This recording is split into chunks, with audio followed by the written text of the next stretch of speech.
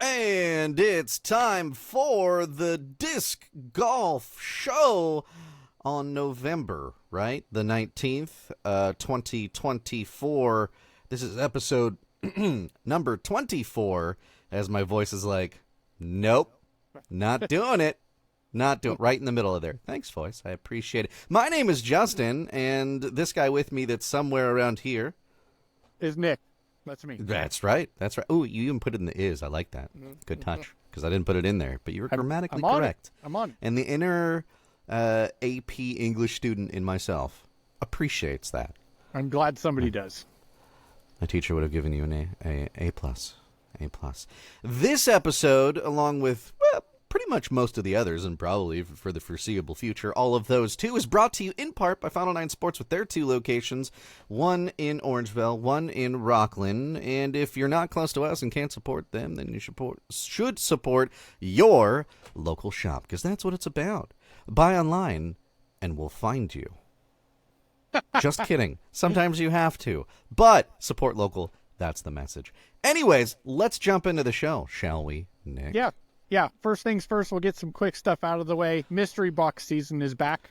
Yes. A few of them have been announced. Always I've the main one. I've purchased all of them already. Oh, jeez. Yeah. I'm just kidding. Yeah. I have not. So, but I want to.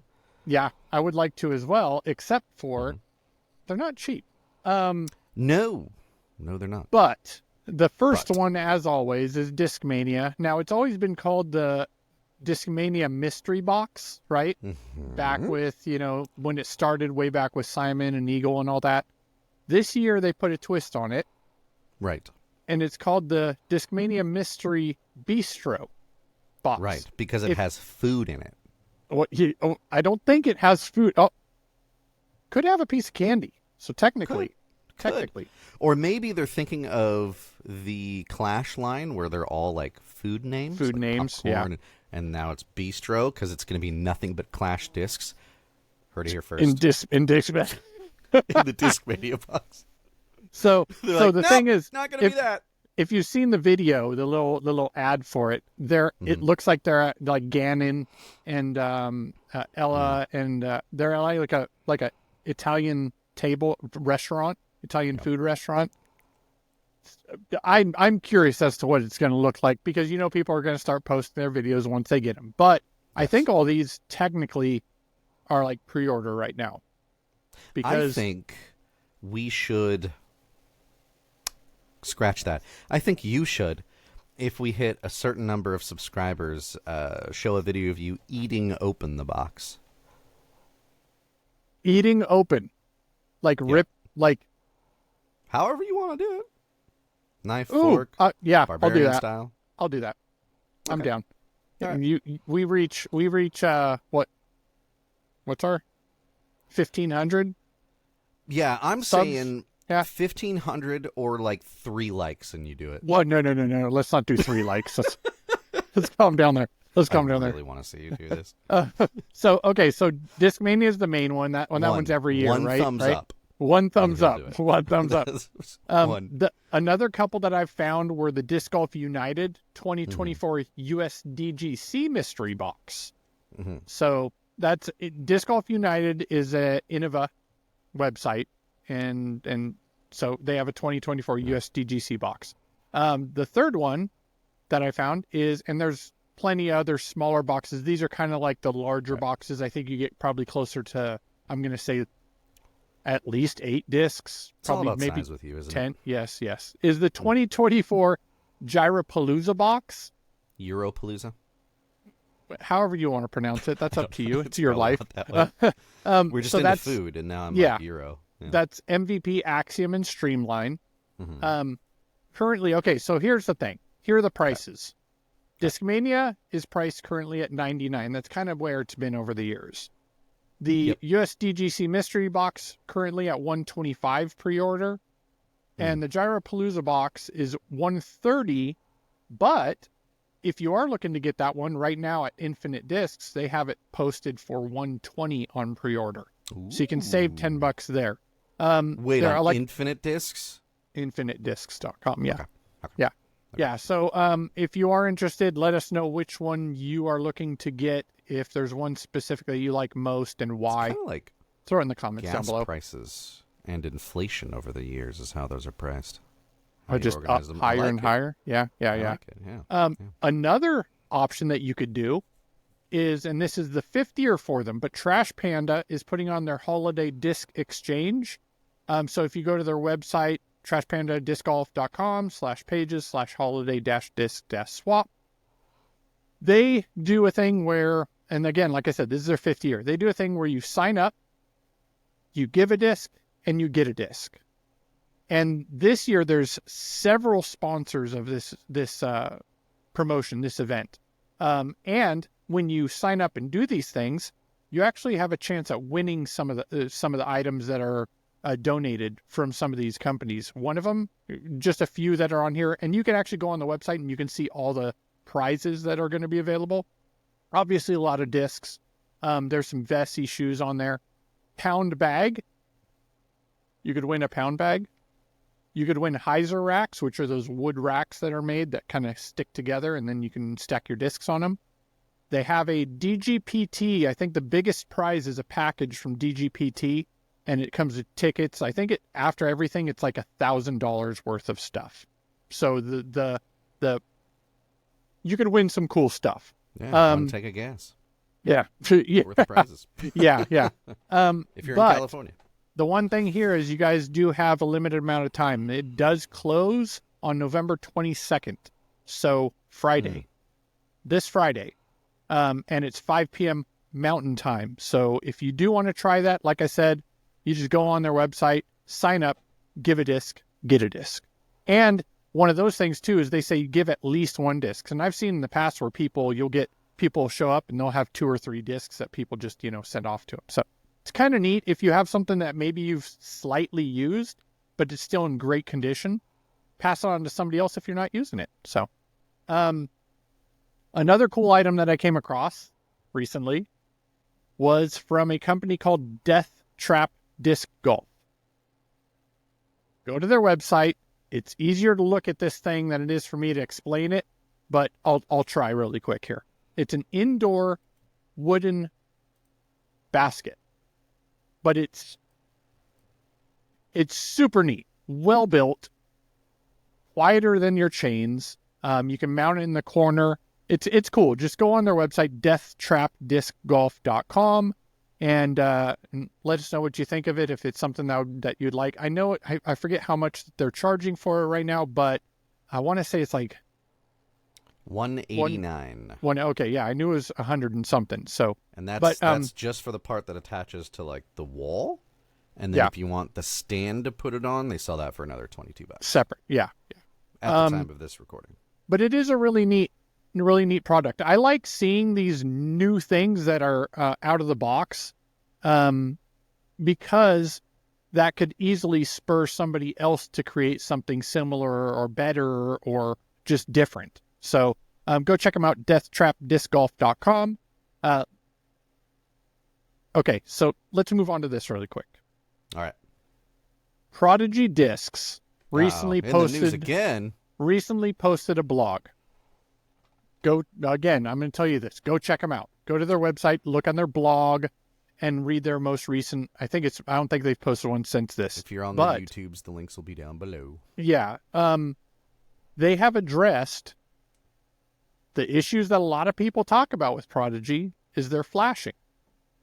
So they're stating that they're addressing that issue that has been brought up over the years, many years, as well as in this blog, you'll see discs that they're announcing as retiring, in addition to discs that will be coming out.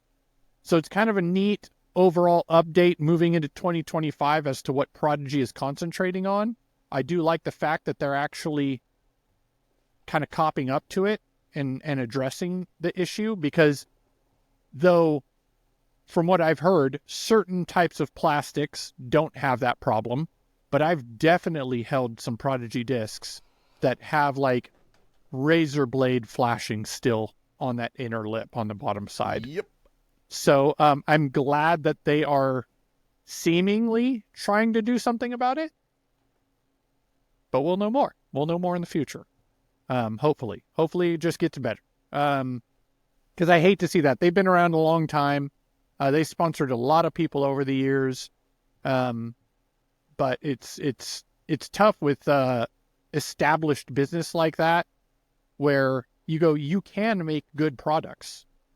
Absolutely. I've seen good products come from you, but when it's too often, and it's not 100%, it's not 50%, but 20% is too much. Like, absolutely. You know what I mean? Like, just trim that flashing. You should be able to. That should be a necessity when creating and marketing and selling those discs. It comes down to probably their process and QA, right? Yeah. And it at least relates in my mind a little bit to, Toyota and how they went through a whole process of manufacturing and figured out, hey, there's this whole thing about the defect doesn't happen that often, right? This doesn't slip through that often, but it's often enough to be not only a financial, which is, let's be honest, that's the real concern. Yep. But also that goes out to the customer, and that's not a good rating, right? And they developed, Lean Six Sigma and all this kind of stuff. And that's, I think, the process that Prodigy is kind of talking about here, or at least what they need to go through, is tightening up that efficiency and making sure that down to the smallest percentage they can, they fix that. And I hope to see it. I hope to see it. Yeah. I don't carry a lot of Prodigy, but I do carry a Prodigy. Shout out to Dean. You have a disc that is a workhorse in your bag. I tend to throw that. I realize I throw that a lot more than I thought I do. Oh, yeah. A lot. Anyways, so hopefully we see good things coming from Prodigy moving into 2025. We did touch on this last show, but one of our favorite channels. Yes. Disc Golf.law. And really, I wanted to bring this up because I kind of misspoke because I didn't understand. But hey, that's where Disc Golf.law comes in. You learn and live and learn. And it was about the trademark issue between MVP and Essential Discs and the balance. And I always thought that you can't trademark a name, like a common name, right? Like balance, or I'm gonna trademark the, right? Yeah. Well, it's a little bit more nuanced than that, and I highly recommend you go to their Disc Golf YouTube channel, discgolf.law, or check out the podcast wherever you get your podcasts, right? If you're listening to this one, you can probably figure that out. And really listen to that episode because he breaks it down so well. And really, it's one of those things where I should have known better, right? Because, and as he points out in his video, there's a reason why lawyers, in law school, they have a whole huge section of their curriculum dedicated to copyright law, right? And all of these things, because it's so nuanced. This is one of those cases. It's very nuanced, and I guess I can see from a technical, kind of like a technicality, a certain point of view, if you will, where there could be a little bit of confusion, right? If you have somebody that's brand new to disc golf, and they're looking at the balance, they're probably not going to be able to tell the difference between an Essential Discs and an MVP, right? So I could see an argument for that, and I think legally there is an argument for that. That's why the whole conversation is kind of going on. Watch his video kind of for more details on that, but I did want to bring that up because last episode we kind of misspoke out of ignorance of how that all works. So what we're saying is we're not lawyers on this show. Go check out discgolf.law. Discgolf.law, yeah. Exactly. They can break it down better for you, and probably correctly. But interesting. Yeah. It's very, very interesting. So before we move on, do us a quick favor. Click the subscribe. Justin absolutely knows. Costs you nothing. You can unsubscribe later if you want. Exactly. We'll find you. But you could. You could. Hey, if you subscribe, you might win something in the future. So, that's coming here soon. So we have another, adding on to the discgolf.law, his most recent video, because that was definitely a good one to watch. Let me clarify, all of his videos are good to watch. No, some of them are terrible. PDGA, hey. I've liked them all. Unbelievable. His most recent video is PDGA is a update on PDGA rules that were suggested moving into 2025, and this is where they put out a feeler out to the public to see what the average registered PDGA disc golfer thinks about these rules. And he touched on a few of them. There's a bunch that have popped up over this update, but one of the things that was suggested was supplying disc golfers with a 60-second timeouts. Yes. Throughout their round. And apparently there was an overwhelming frustration or dislike for this thought. So they're going to be going back to the drawing board as to how they're going to address this or how they could possibly address it. I think it's going to be more data driven, but it is one of those things too where it's like, I don't know, is it completely necessary? It's one of those things, because I always argue on the side of let's speed the game up. And why? I know I've talked about this before, but bear with me, right? It's like baseball. Baseball's just taking longer, and people were not watching. Well, they changed some rules. Now the game's much quicker, and people came back in droves watching baseball. Why? Because it's consumable now. You can finish a game in a good amount of time, right? A little over maybe an hour, you can finish a baseball game, which was unheard of. Which is crazy. It's taking longer, right? So that is a mistake that I think disc golf can avoid. And making rules where they can take even more time out of the game, for whatever reason, I don't think is the right direction to go. Unless you can make a really good argument that it's for the safety of the player. Then I'm on board, but it better be a damn good argument. You know what I mean? Timeout, multiplied across how many players do you have on a card, especially that you're trying to film, right? You're trying to get the lead card at least, but trying to fill in with that chase card, and now you have all of these opportunities for more timeout. Maybe not the way to go. I mean, there has to be space and time for commercials, and I get that, and there is, because they have to walk to each hole, but during the game timeouts, it better be a real good reason. Well, as much as I don't like the extra amount of time being taken, there's only a very small percentage of people that are doing this, right? Sure. And I do believe that we should leave it up to the card as to decide whether it's egregious or not. Like, I don't think they understand. The professionals who play know best of all as to, okay, that's a really difficult stance they're going to have to take. It's tucked under a bush. We know that we'd want to be able to try to get the best stance and most secure so you're not hurting yourself or what. So let them allow that person in those, let's be honest, rare instances in which it's a tough. Now, granted, if it's right in the fairway and you're walking up, there's nothing in your way, it shouldn't take you a crap load of time to be able to figure out listen, I'm an am. I, walking up to my disc, pretty much know exactly what disc I'm going to throw. Walking up to it. So if it's out in the open, that shouldn't be an issue. But I've had it where I have a weird funky stance and I go, I got to go back to my bag because the way I angle, the way I'm twisted, it's not comfortable. So I'm going to have to throw a less stable disc to get it to turn more, whatever the instance is. And I think the players know best. I don't think that we're seeing right now in disc golf rules like that being super enforced by somebody outside of your card. We really haven't seen that a lot. Sure, a couple times we see it. And even those instances are rare when an official's coming in and going, nope. Right? Yeah. Anybody remember a certain gentleman with the nickname of Cupcake? Yep. Were there officials there calling that? No. Yeah. So I don't think it happens a lot anyway. So I could see a future, though, where that is the case, where they're starting to crack down on that, and officials and TDs and tournaments are like, nope, time's up. Right? Mm-hmm. So I could see the argument for that there. And do you interfere with that versus just letting the card rule? But you have to have rules, right? Yes. If there's no line, there's no line, and then we get into that problem that I'm talking about, where it's just everything's egregious and it takes forever.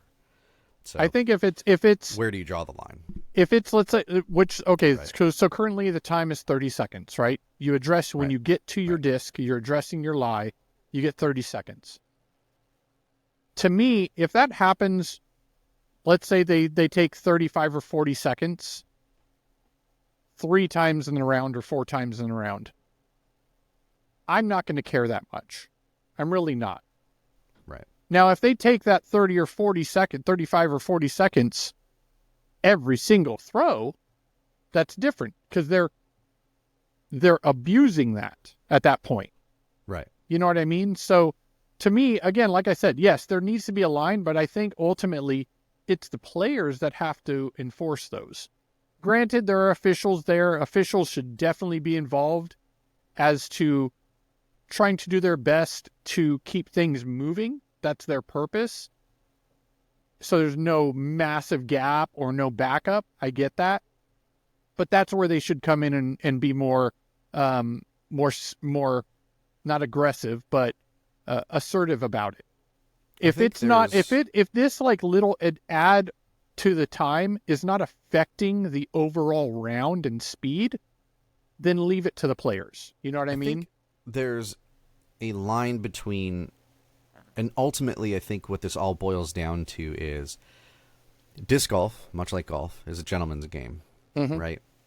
But there's a separation between casual play and professional play, especially and in my mind, I think about it televising this and getting more eyeballs on the sport and more people watching it and more involved, spread the word, right? And you have to have these rules and these lines, and the game is a little bit different inherently because it is that, right? Ultimately, what we're talking about is eyeballs and money. Yeah. And how do you maximize that to grow the sport, right? And that's cleaning it up and really figuring these things out. I mean, face it, we're kind of in the early days of this right now, and how it's structured and how these things are done and these rules are defined by the organization can really, I think, make or break how this moves forward. Yeah, and right? How the sport's seen. Just coming from the viewer aspect of it. And I think a lot of times, too, that these rules, since it is from the organization, they're blanket across to everybody, and everybody kind of internalizes that as, well, the next time I'm in a tournament, this is what I'm going to be subject to. And I almost think there needs to be like a tier level of rules, if you will, right? Like, hey, for the professionals at this level on these tour tournaments, here's an extra set of rules that are on top of the regular baseline PDGA rules, which is what we're talking about, that speeds up the game for them. I think there almost needs to be a separation, right?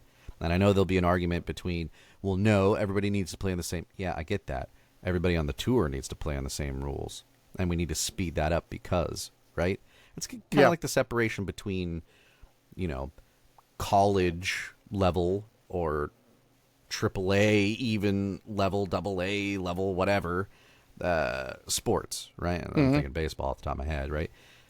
There's a separation of rules and how they work because of the nature of what the game is. At that level, yeah. I almost think we need that delineation, that separation, but maybe that's too much. I don't know. And how do you organize that, and how do you manage? I don't know. No, that makes sense because related to football, college to NFL, sure, the rules are very similar, but there are differences. Even on the field, the way the field is marked is different. So there are. Yes, I think what I think you're leaning towards is DGPT has to have their own additional rules. Yes. Which I think is a great idea. Right. Because they're a different tier of player. Yeah. Yeah. That would separate these, at least in my mind, and I think in a lot of players' mind. Because I think of the tour, but I also think of myself when I'm playing the tournament, and that's really where the PDGA rules are going to affect the majority.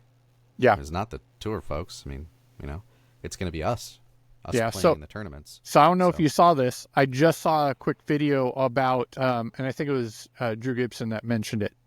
There was a video of this female professional golfer that was talking about how long rounds were taking, right? She stated that she's played at very difficult courses that take 3.5 hours. And one of the rounds she just played in this event took 5.5 hours. And she goes, this was her suggestion. It was funny because you're really pushing it. You're really trying to get your point across with this suggestion. Her suggestion was, you violate time 3 times, you lose your tour card. Ooh, that's extreme. That is, yeah. But when you think about it, 5.5 hour round, that's extreme as well. Yeah. Like your round of golf should not take 5.5 rounds or 5.5 hours. I don't care. Classic golf, disc golf shouldn't be taking 5.5 hours. No. But yeah, that was interesting. Okay. Let's move on to another rule here that they touched on. TDs, and this has been an issue in the past. So for a long time, even if you're not a PDGA member, you can play in PDGA sanctioned events. You pay extra, right? And you choose the division in which you want to play, right? At that point, you don't have a rating. So the TD, they have to take your word for it, right? Well, what can that create? We hate this word. That can create sandbaggers, right? Baggers. They play in a division. They know that they can win. They're not a PDGA member, so there's no rating to verify that, right? Well, there's an update. So TDs will have the ability, if they know that player's level, right, to move them to a division in which they deem they should be in. So let's say you're a local disc golfer. You don't play in, you aren't registered with the PDGA, and you like playing in AM2, but your average round is 10 under at your local course. You're not going to be able to play in AM2. That TD can go, no, you're playing you should be playing pro, but you're moving to AM1. You know what I mean? I think it's going to be interesting how that works, because what happens when you're friends with the TD? Will that come into play? Will there be some grease there? I think that ultimately allowing that option is the right way to move. Yes. How that plays out and what happens in the real world might be a different story. Oh, yeah. But at least the option is there. The idea is being honest. Good. Yes. Right? Or, I don't even want to get into that conversation, but at least the option is there. So let's get into that. What were you going to say? I was going to start going into honesty and oh, geez, really yeah. And I'm like, yeah. nah, I'm not. Yeah, let's not. But I think having that option there is good. I think it's good. Another one, we'll just hit one more, which is kind of good. It's kind of good, but interesting how this will play out as well, because spotters, an official can, or a TD can assign a spotter to have limited officiating ability. So basically, lost discs, they can state, nope, this is where it went out, or whatever it is. They can make those decisions on that hole depending on what they're told that they're allowed to do. Because currently, to be able to be an official, you have to pass an exam through the PDGA. It's a separate exam. And then you get your official's credentials, basically. If you're a TD, you have to have it. If you're a pro, you have to go through that process too. But the spotters will have the ability to make those calls, which I think is good for speeding up play, because then you're not questioning anything. The spotter goes, no, I'm official on this hole. This is where it is.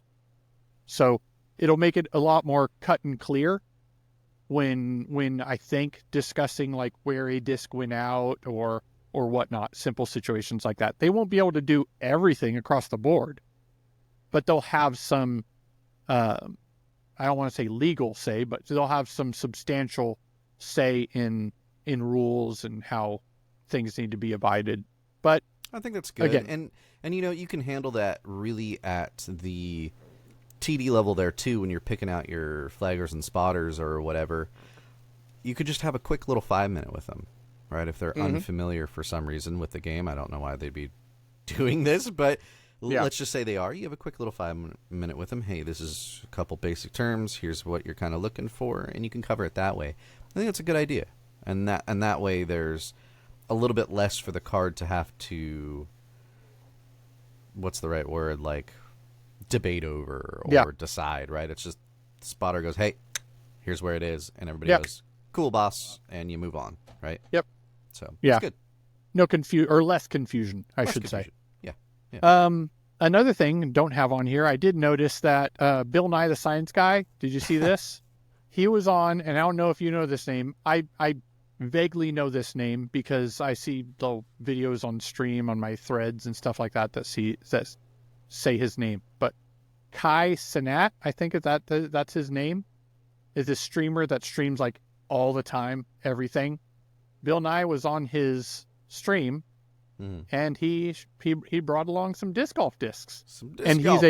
He's a massive streamer, so there's just exposure there, which is neat. I just I thought that was cool.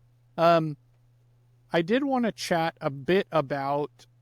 I mentioned Drew Gibson earlier. Drew Gibson has recently made a post of, and I like his content. I do too. Because he gives his opinion on a lot of those sit-down videos that he does, but he does do, fun content as well. He plays golf, so he goes out to the courses, and he did this recent one where he did a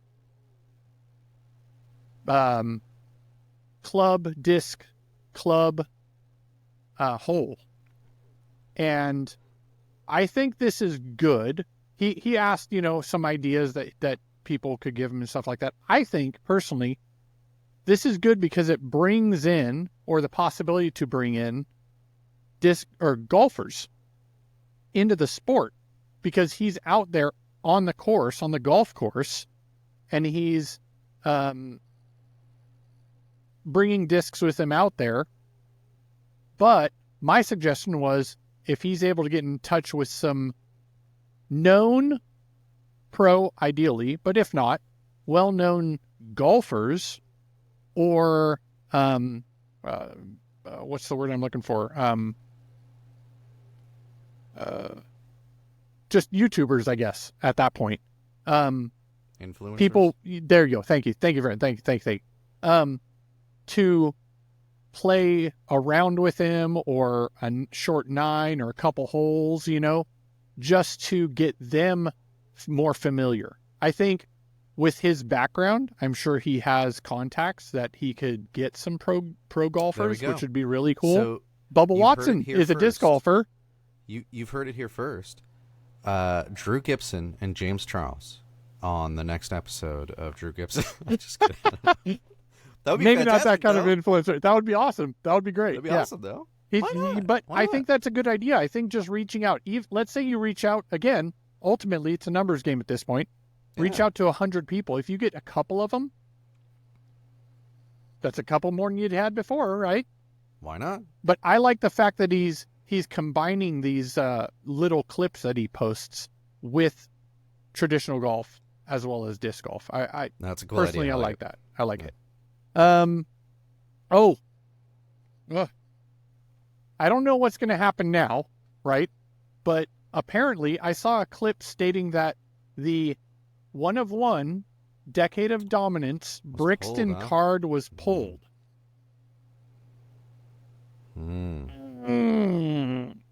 Not that that's bad, because there's plenty of cards out there.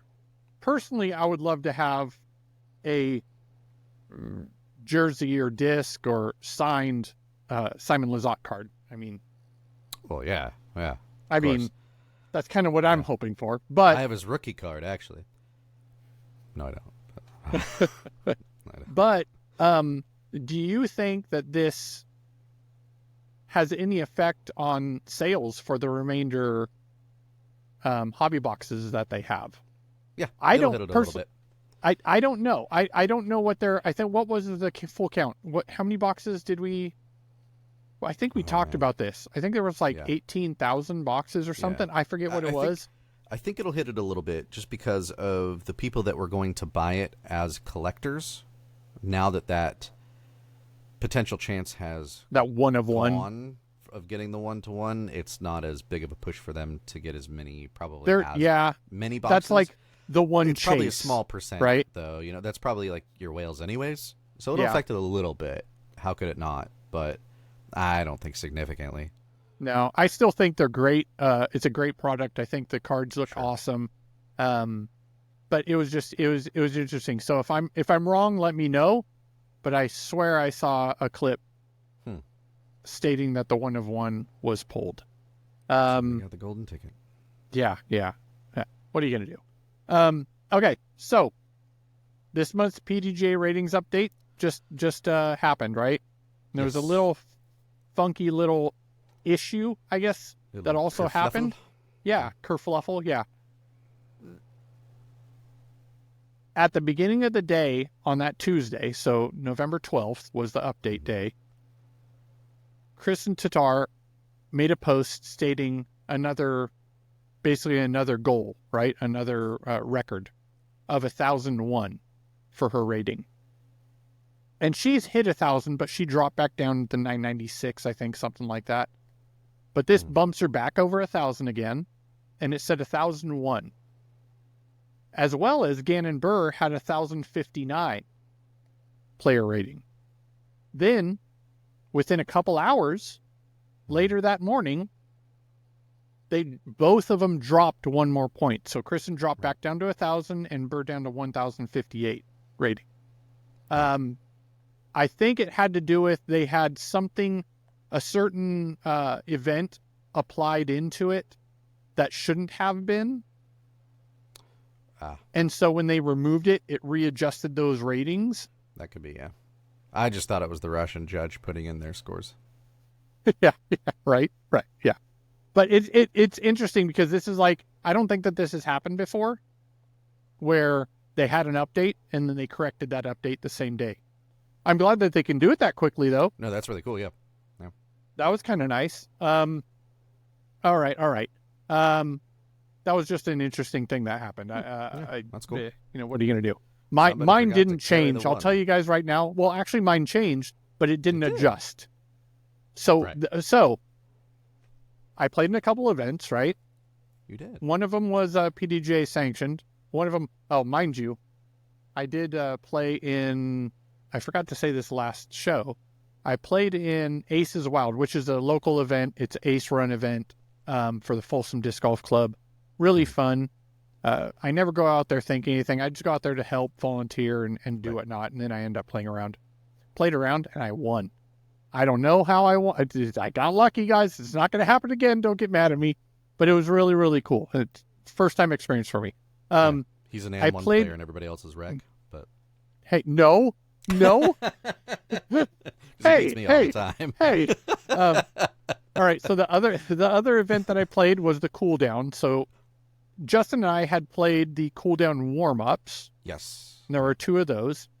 This was the A tier cool down, and I did not play well. It was windy, man. Yeah. The last day was ridiculous. But anyways, here and there, I didn't play that well. I didn't get last, which is good. I was stoked about that because this is A tiers. Well, A tiers are where, especially A tiers, are where the where the better players come out, right? I don't care what division you're in, the ones who want those points, right? They come out and play these A tiers. So I was content with where I ended up. But what was interesting is I didn't play well. I thought my rating was going to drop, but it didn't. So what I think happened is when you get your rating, they drop off like the bottom few rounds and then to make it more realistic. Right. And I think the top round, I forget what it is, but they drop off like the fluke rounds, basically. You know what I mean? Right. And so what I think they did is, even though I played not as good as my rating, those were better than some of my other rounds that finally dropped off. I think that's what happened. Gotcha. But it bumped up, so I was stoked with that. Well, congrats. What was I going to say? Oh, that was ratings. Okay, so I don't know what you guys do during the off season. Yes, it's the freaking off season. Get over it. I don't know what you do during the off season, but Disc Golf Network still provides content. And I just want to do a shout out because I enjoy their content. Right.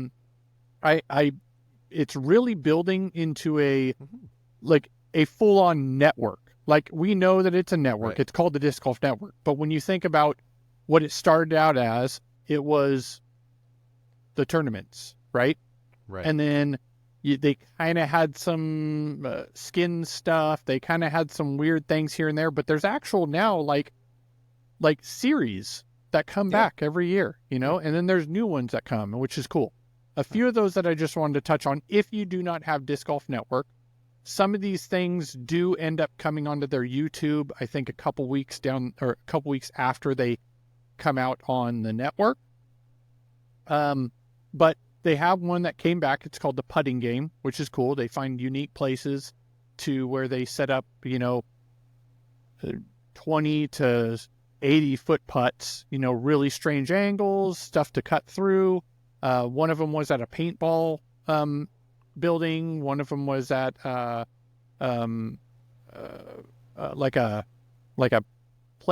playground, but like a indoor bounce house type of a thing. They have a lot of different style. One of them was at a arena, like a basketball, like a concert arena. But that's back, which is fun. Another one that I really am enjoying is the interview series that Brian Earhart is producing, that he's doing. His most recent one was with, we love him, good old Nate Doss. And it sounds like this one was actually recorded prior to him playing this year, because he mentioned that he will be playing a couple events, which he played in two events this year. Really, really neat. Another neat point was he actually shouted out Orangevale, because back when he played, Orangevale, Shady Oaks was a main stop for the pros. Right. So he did mention that. That was kind of neat. But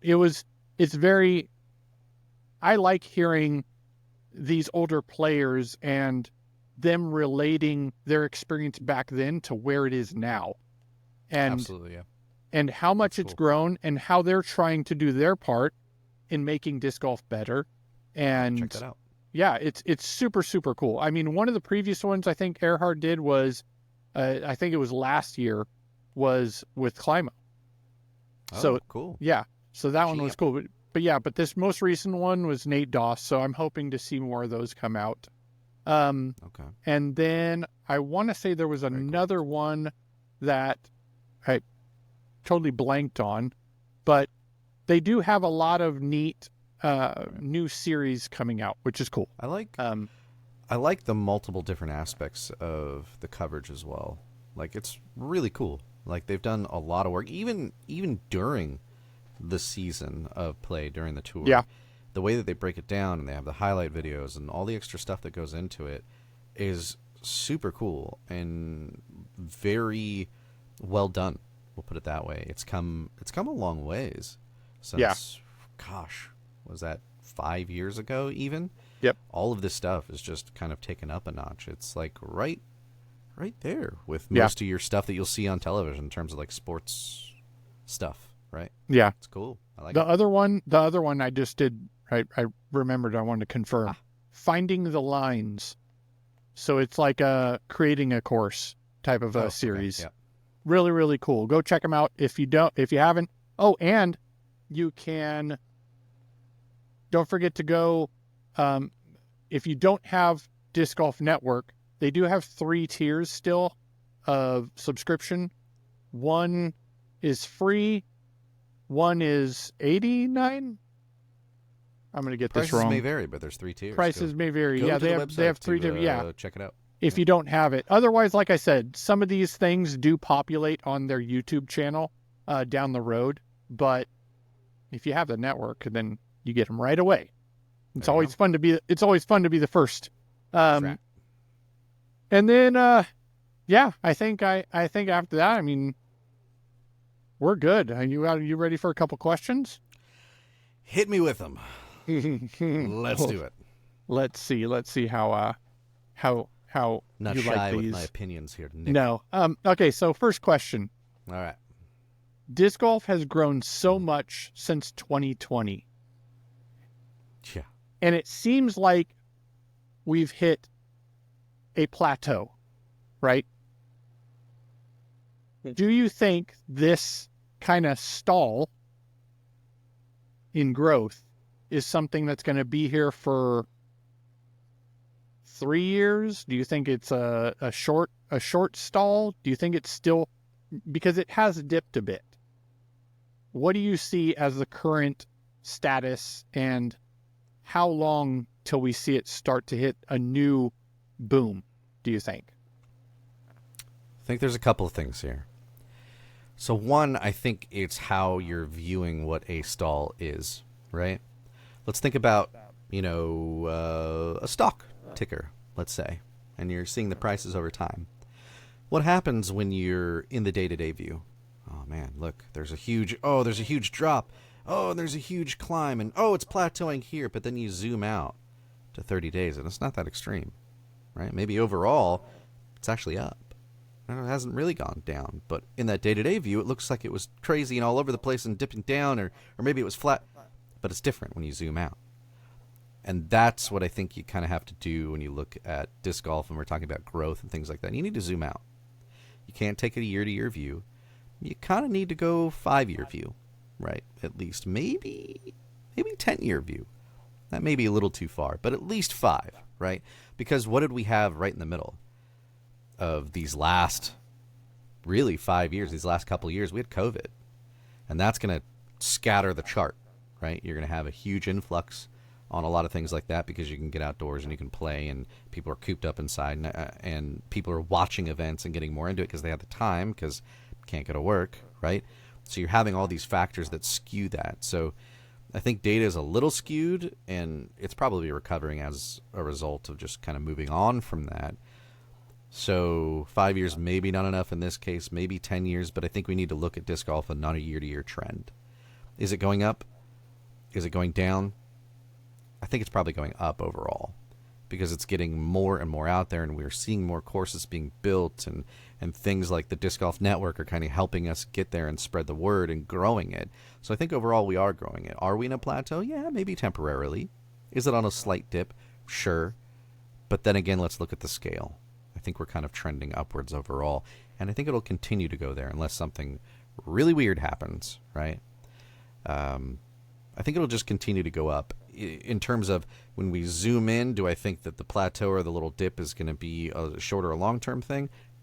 It's going to be a short-term thing, right? And again, what scale are we talking about? It's going to be short-term, I think, overall when we're looking at the life of the sport and into the future. I'm talking years, decades, right? Yeah. But for the time being, in the short term, yeah, maybe there's a little bit of a dip because of those things that I just talked about. But I don't foresee that being a trend or anything. Again, unless something real weird happens. So I know that the Pro Tour did announce that they do have a deal with CBS Sports, where I think they're going to have 4 events. I think there's 4 events that they're going to be playing, pre-recorded, obviously, events that already happened. How much of an effect, or do you think there's any type of a significant effect that will have on disc golf? No, I don't think so. If it continues and it becomes a thing, yes. But one-offs, no. And I think maybe that's I don't want to say problem, but I think maybe a very common opinion is that when you see these one-off type of events, these specials that come up, oh my gosh, now it's going to explode. No. If it becomes a thing, then yes. But these one-offs are just that. One-offs. Yeah. Unless it's a continuing trend. And then I think we'll see an impact. And then we can better say, hey, yeah, this is going to really have an impact going into the future because people really love this. Or they really hate it. Yeah. Whatever the case may be. That's all it is in my mind. They're one-off. Great. Keep them coming. Don't make it a one-off. You know what? That makes me think about for a long time now. I mean, back when we had the show back in 2013 to 18, we had instances where aces landed on SportsCenter, right? Top 10. Yes. And they're continuing to do that. They still do that. I almost feel like that even though it's neat to see those on there, it has, at this point, because it's been happening for a while, I feel like those aces, it can't just be an ace. It's got to be a really tricky, unique ace for it to hit that. Personally, I love seeing every ace, right? Sure. But a very open shot, to me, if you're trying to say that these are top 10 events in sports overall, because that's what the top 10 thing is, it's every sport. I think at this point, because we've been seeing them very often, now they need to narrow it down to make it even more of a specific situational ace. Right. I think... Because I don't want to see it, because if you see it all the time, it almost gets too common. But you know what I mean? I don't think we see it all the time. It's not like the top 10 is every touchdown in football, right? No. That's how you score in the game. An ace is, yes, that is a way to score, but it's unique. It doesn't happen all the time. So I don't... At this point, I don't think it hurts to shoot. Just keep showing. No, I still enjoy seeing them. At a certain point of the growth of the sport, I think you're right. I think that they should be selective on which ones they show. But I think right now, any and all won't hurt because it is a special thing. I think I'd like to see it. Even the layman can go, whoa, that's a pretty cool thing that happened. Yeah. Right? Because people aren't calm about it either. It's not like an ace goes in and people are like, yeah, that happened. No, people are losing their minds. Right? So it's an exciting thing to show. Yeah. So I think right now, I'm going to disagree with you. I think I don't think it hurts at all. But in the future, absolutely it would, because it's one shot. Who cares? But right now, I think it's okay. Yeah, I don't necessarily think it hurts. I think it's just for the viewer. But I think you and I were like, I agree. I see what you're saying. Why are you showing that one? You know, I get that. But for the lay person or the person that doesn't watch it, that goes, oh, that's cool. Wow, and then they start watching it. That's who that's for. Yeah, I think. True. You know? Okay. So, question 2. Let's move on. Mm-hmm. And we've discussed this topic several times, but I'm going to bring it back up because there's a little bit of a twist, a little bit of a update to this. Right. Recently, the Pro Tour, at the end of the season, they did these testings, right, on disc golf baskets as to moving forward, how they were going to vet what baskets are allowed on the Pro Tour, which I love. Yes. I love the idea that they're going to vet. We discussed this last hour a couple times. Yes. The question is, how should they be changed? Because we all know that there does need to be something addressed, right? And there's a few things here. I want to give you 3 options, but then, of course, expound on whatever you think. Maybe none of those apply. Maybe there's some other thing, right? One of them, shrinking that space between the top of the basket and the top of the overall basket and the top of the basket on the bottom, right? Kinda so like instead of there being to the mic ratio, yes, shrinking that distance, yes. So the opening gap and where the disc can access the chains. Yes. See what I did there? Yeah. Should that be thinner, right? Shrinking that opening. 2, one of the things that was suggested, and I think it was Gannon who mentioned this, Buhr, having the inner chains a larger gauge chain to where it softens and it keeps that disc from even reaching the pole for any pole hit spit outs, right?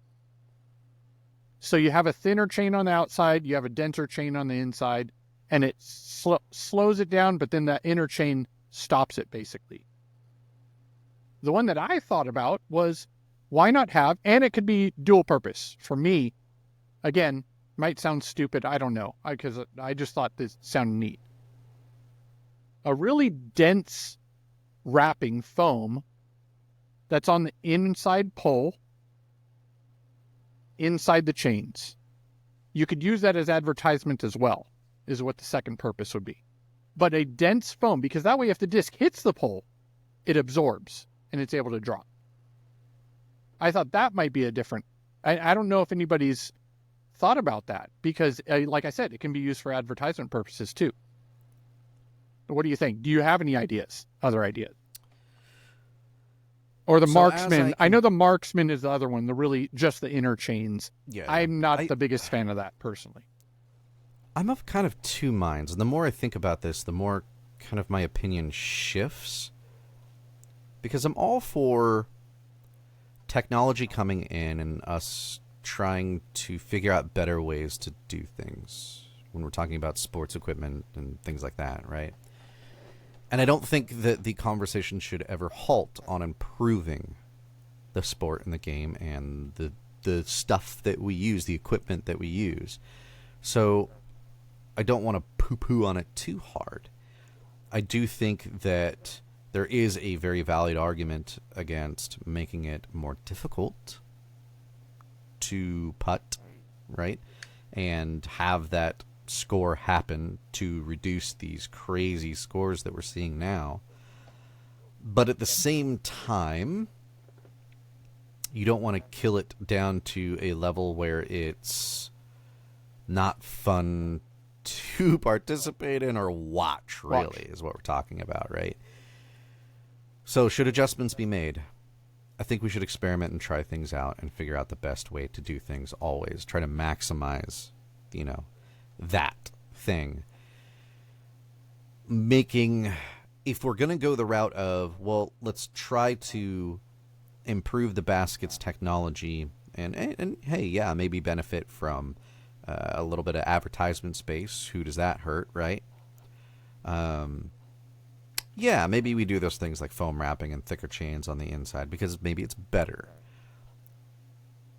Sure. Maybe decreasing the target size, but also adding in those things might be a good option too. I guess what I'm saying is I'm open, I think, the more that I think about it, to these types of things. And I don't think the perfect balance has been found yet. So I think talking about these things, and especially on the tour, them going through and evaluating these types of things on what baskets are going to be in the tour is a good thing. And I think they should continue to do that and start narrowing down and defining what this should ultimately be. So, yes.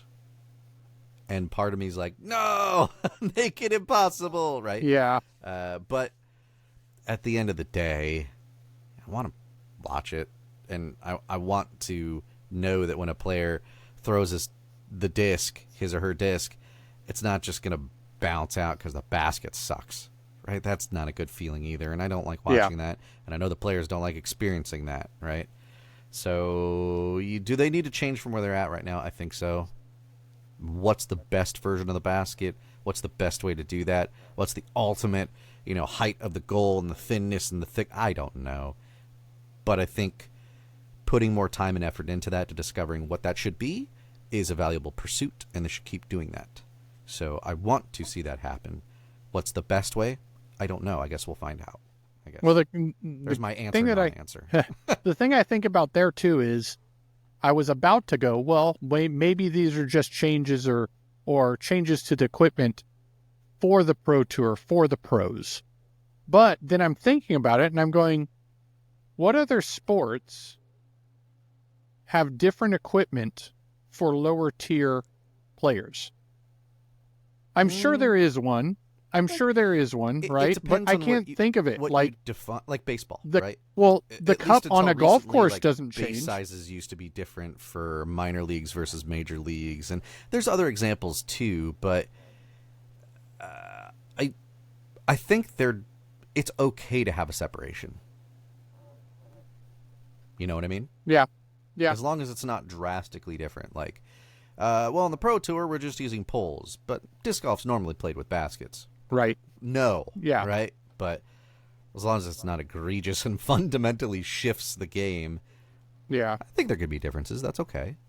Thinking about it too, I almost feel like maybe when discs spit out a lot of the time, it's usually two reasons.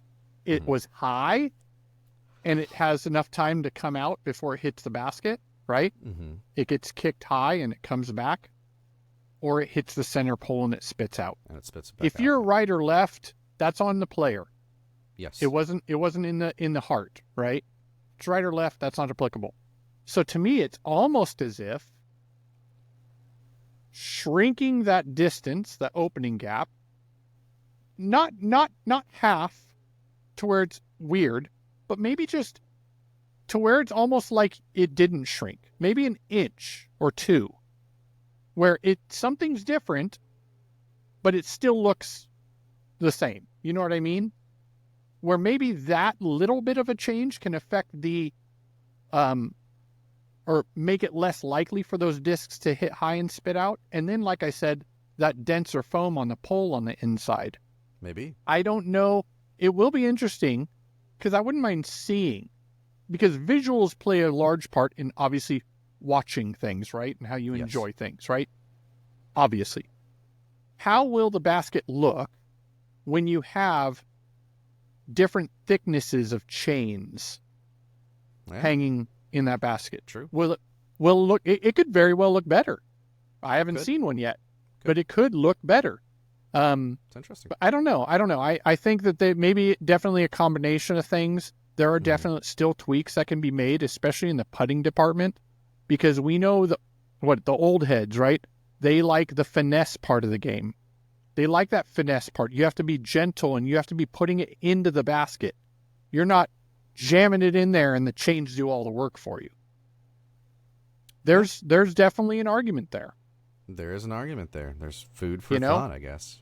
Yeah, I don't know. Some more food for thought, really, that you could do is thinking about how you could save a little bit of money while purchasing your disc golf equipment, maybe bags, let's say, for disc golf, by going to Upper Park Disc Golf and using the code DiscGolfShow, all one word.